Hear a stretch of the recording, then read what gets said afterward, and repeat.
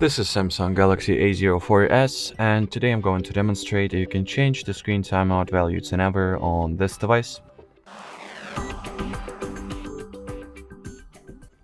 So in order to do that, we will need to use the help of the free third-party app that is called Caffeine. So let's quickly launch the Play Store. At the search bar, type in Caffeine.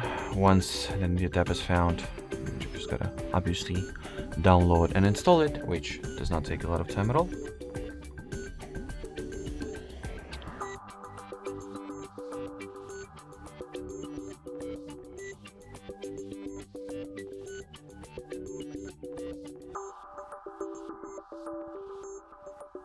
Alrighty, now we can just go ahead and launch it.